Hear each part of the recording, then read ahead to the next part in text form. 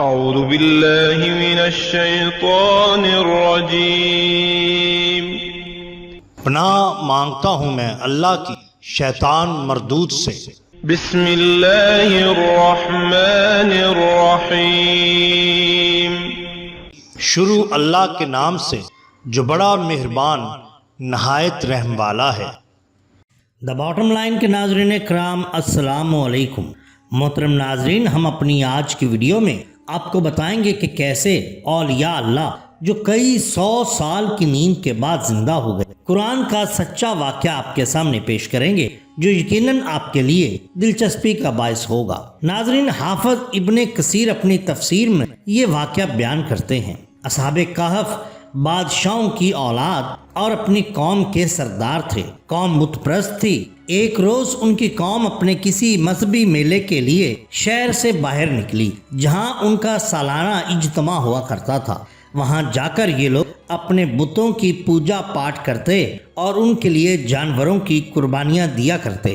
ان کا بادشاہ ایک جابر اور ظالم دقیانوس نامی شخص تھا جو قوم کو اس بت پرستی پر مجبور کیا کرتا۔ اس سال جبکہ پوری قوم اس میلے میں جمع ہوئی تو یہ اصحاب کہف نوجوان بھی وہاں پہنچ گئے اور وہاں اپنی قوم کی یہ حرکتیں دیکھی کہ اپنے ہاتھ کے تراشے ہوئے پتھروں کو خدا سمجھ رہے ہیں اور ان کی عبادت کر رہے ہیں، قربانیاں بھی کر رہے ہیں۔ اسی وقت اللہ تعالیٰ نے ان کو یہ عقل سلیم عطا فرما دی کہ قوم کی اس احمقانہ حرکت سے ان کو نفرت ہوئی اور عقل سے کام لیا تو ان کی سمجھ میں آ گیا کہ یہ عبادت تو صرف اس ذات کی ہونی چاہیے جس نے زمین و آسمان اور ساری مخلوقات پیدا فرمائیں۔ یہ خیال بیک وقت ان چند نوجوانوں کے دل میں آیا اور ان میں سے ہر ایک نے قوم کی اس احمقانہ عبادت سے بچنے کے لیے اس جگہ سے ہٹنا شروع کیا۔ ان میں سب سے پہلے ایک نوجوان مجمع سے دور ایک درخت کے نیچے بیٹھ گیا۔ اس کے بعد ایک دوسرا شخص آیا اور وہ بھی اسی درخت کے نیچے بیٹھ گیا۔ پھر اس طرح تیسرا، چوتھا کرتے کرتے یہ 7 لوگ وہاں آ کے درخت کے نیچے بیٹھ گئے۔ ان میں سے کوئی دوسرے کو نہ پہچانتا تھا اور نہ یہ ظاہر کرنا چاہتا تھا کہ وہ یہاں کیوں آ کے بیٹھا ہے، مگر ان کو در حقیقت اس قدرت نے یہاں جمع کیا تھا جس نے ان کے دلوں میں ایمان پیدا فرمایا۔ خلاصہ یہ کہ یہ لوگ ایک جگہ جمع تو ہو گئے مگر ہر ایک اپنے عقیدے کو دوسرے سے اس لیے چھپاتا تھا کہ یہ کہیں جا کر بادشاہ کے پاس مخبری نہ کر دے اور میں گرفتار ہو جاؤں۔ کچھ دیر سکوت کے عالم میں جمع رہنے کے بعد ان میں سے ایک شخص بولا کہ بھائی، ہم سب کا قوم سے علیحدہ ہو کر یہاں پہنچنے کا کوئی سبب تو ضرور ہے۔ مناسب یہ ہے کہ ہم سب باہم ایک دوسرے کے خیال سے واقف ہو جائیں۔ اس پر ایک شخص بول اٹھا کہ حقیقت یہ ہے کہ میں نے اپنی قوم کو جس دین اور مذہب اور جس عبادت میں مبتلا پایا، مجھے یقین ہو گیا کہ یہ باطل ہے۔ عبادت تو صرف اللہ جل جلالہ کی کرنی چاہیے جس کا تخلیق کائنات میں کوئی شریک اور ساجی نہیں۔ اب تو دوسروں کو بھی موقع مل گیا اور ان میں سے ہر ایک نے اقرار کیا کہ یہی عقیدہ اور یہی خیال ہے جس نے اسے قوم سے الگ کر کے یہاں پہنچا دیا۔ اب یہ ایک متحد الخیال جماعت ایک دوسرے کی دوست بن گئی اور انہوں نے الگ اپنی ایک عبادت گاہ بنا لی جس میں جمع ہو کر یہ لوگ اللہ وحدہ لا شریک کی عبادت کرنے لگے۔ مگر شدہ ان کی خبر شہر میں پھیل گئی۔ چغل خوروں نے بادشاہ تک ان کی خبر پہنچا دی۔ بادشاہ نے ان سب کو حاضر ہونے کا حکم دیا۔ یہ لوگ دربار میں حاضر ہوئے تو بادشاہ نے ان کے عقیدے اور طریقے کے متعلق سوال کیا۔ اللہ نے ان کو ہمت بخشی۔ انہوں نے بغیر کسی خوف و خطرے کے اپنا عقیدہ توحید بیان کر دیا اور خود بادشاہ کو بھی اس کی طرف دعوت دی۔ اسی کا بیان قرآن کریم فرقان حمید کی آیات میں بھی آتا ہے۔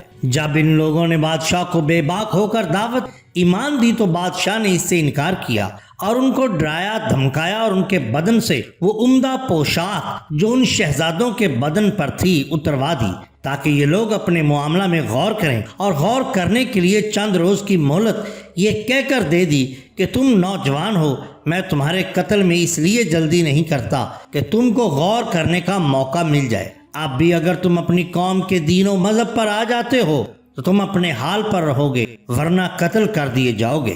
یہ اللہ تعالیٰ کا لطف و کرم اپنے مومن بندوں پر تھا کہ اس مہلت نے ان لوگوں کے لیے راہ فرار کھول دی اور یہ لوگ یہاں سے بھاگ کر ایک غار میں رپوش ہو گئے۔ کہف عربی میں غار کو کہا جاتا ہے۔ تفسیر قرطبی میں ان لوگوں کا 3 صدیوں تک اس غار میں زندہ سوتے رہنا بیان ہوا ہے۔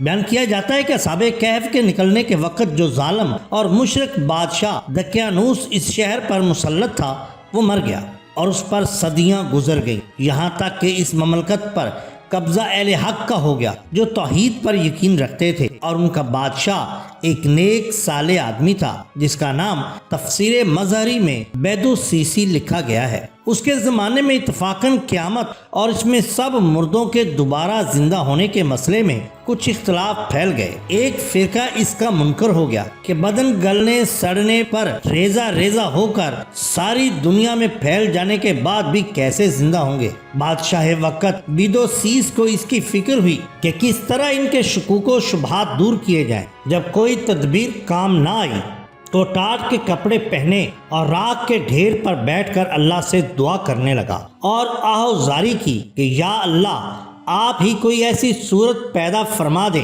کہ ان لوگوں کا عقیدہ صحیح ہو جائے اور یہ راہ حق پر آ جائیں۔ ایک طرف یہ بادشاہ گریہ وزاری اور دعا میں مصروف تھا، دوسری طرف اللہ تعالیٰ نے اس کی دعا کی قبولیت کا یہ سامان کر دیا کہ وہ غار والے اصحاب جن کو اصحاب کہف کہا جاتا ہے بیدار ہوئے، اور انہوں نے ایک آدمی کو جس کا نام تفسیر میں تملیخہ بتایا جاتا ہے اس کو بازار بھیج دیا کہ وہ کھانا خریدنے کے لیے دکان پر پہنچے۔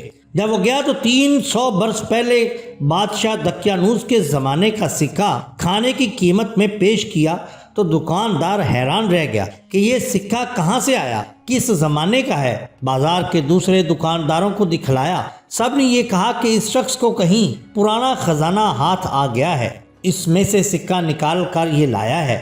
اس نے انکار کیا کہ نہ مجھے کوئی خزانہ ملا ہے نہ کہیں سے لایا ہوں، یہ تو میرے اپنے پیسے ہیں۔ بازار والوں نے اس کو گرفتار کر کے بادشاہ کے سامنے پیش کر دیا۔ یہ بادشاہ جیسا کہ اوپر بیان ہوا ہے ایک نیک صالح اللہ والا تھا، اور اس نے سلطنت کے پرانے خزانے کے آثار قدیمہ میں کہیں وہ تختی بھی دیکھی تھی جس میں اصحاب کہف کے نام اور ان کے فرار ہو جانے کا واقعہ لکھا تھا۔ بعض کے نزدیک خود ظالم بادشاہ دقیانوس نے یہ تختی لکھوائی تھی کہ یہ اشتہاری مجرم ہیں، ان کے نام اور پتے محفوظ رکھے جائیں، جہاں کہیں ملیں گرفتار کر لیے جائیں۔ اور بعض روایات میں ہے کہ شاہی دفتر میں بعض ایسے مومن بھی تھے جو دل سے بت پرستی کو برا سمجھتے اور اصحاب کہف کو حق پر سمجھتے تھے، مگر ظاہر کرنے کی ہمت نہ تھی۔ انہوں نے یہ تختی بطور یادگار کے لکھ لی تھی۔ اسی تختی کا نام رقیم ہے، جس کی وجہ سے اصحاب کہف کو اصحاب رقیم بھی کہا جاتا ہے۔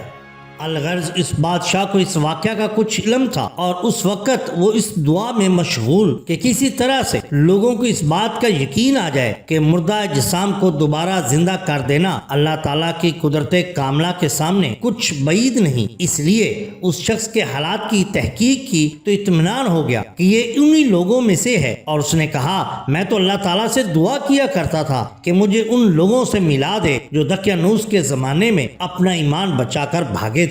بادشاہ اس پر مسرور ہوا اور کہنے لگا کہ شاید اللہ تعالیٰ نے میری دعا قبول فرمائی، اس میں لوگوں کے لیے شاید کوئی ایسی حجت ہو جس سے ان کو حشر اور اجساد کا یقین آ جائے۔ یہ کہہ کر اس شخص سے کہا کہ مجھے اس غار پر لے چلو جہاں سے تم آئے ہو۔ بادشاہ بہت سے اہل شہر کے مجمع کے ساتھ غار میں پہنچا۔ جب غار قریب آیا تملیخہ نے کہا کہ آپ ذرا ٹھہریں، میں جا کر اپنے ساتھیوں کو حقیقت معاملہ سے باخبر کر دوں۔ کیا بادشاہ مسلمان مہد ہے اور قوم بھی مسلمان، وہ ملنے کے لیے آئے ہیں، ایسا نہ ہو کہ اطلاع سے پہلے آپ پہنچیں تو وہ سمجھے کہ ہمارا دشمن بادشاہ چڑھ آیا۔ اس کے مطابق تملیخہ نے پہلے جا کر ساتھیوں کو تمام حالات سنائے تو وہ لوگ اس سے بہت خوش ہوئے، بادشاہ کا استقبال تعظیم کے ساتھ کیا، پھر وہ اپنے غار کی طرف لوٹ گئے۔ اور اکثر روایات میں ہے کہ جس وقت تملیخہ نے ساتھیوں کو یہ سارا قصہ سنایا اسی وقت سب کی وفات ہوگی اور بادشاہ سے اس کی ملاقات نہ ہو سکی۔ بحر محیط میں ابو حیان نے اس جگہ یہ روایت نقل نقل کی ہے کہ ملاقات کے بعد اہل غار نے بادشاہ اور اہل شہر سے کہا کہ اب ہم آپ سے رخصت چاہتے ہیں، اور غار کے اندر چلے گئے اور اللہ تعالیٰ نے اسی وقت سب کو وفات دے دی۔ اس کے علاوہ ایک کتا بھی ان کے ہاں تھا جس کو قطمیر کہا جاتا ہے کہ وہ بھی اہل